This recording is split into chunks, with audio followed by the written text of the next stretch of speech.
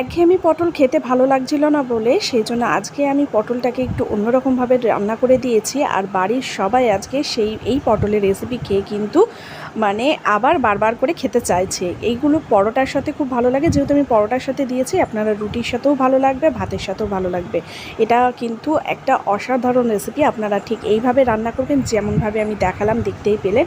তো পটলগুলো এরকম ভেজে রাখার পর আমি সেই কড়াইয়ে রসুন কুচি, পেঁয়াজ কুচি দিয়ে দিয়েছি এবং তার মধ্যে একটু আদা গ্রেট করে দিয়েছি, কাঁচা লঙ্কা চিড়ে দিয়েছি এবং তারপর 1 চামচ ধনে গুঁড়ো, 1 চামচ লঙ্কার গুঁড়ো, 1 চামচ জিরের গুঁড়ো দিয়ে মশলাটাকে ভালো করে কষিয়ে নেওয়ার পর স্বাদ মতো নুন, হলুদ আর একটু চিনি দিয়ে সেটাকে আবার একটু ভালো করে কষিয়ে নিয়েছি।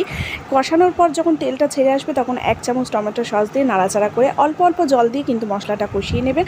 তারপর ভেজে রাখা পটলগুলো দিয়ে নাড়াচাড়া করে একটু চাপা দিয়ে রেখে দেওয়ার পর নামানোর আগে ম্যাগি মশলা ছড়িয়ে দিন, সার্ভ করে দিন। এই ভিডিওটা ভালো লাগলে অবশ্যই লাইক, কমেন্ট এবং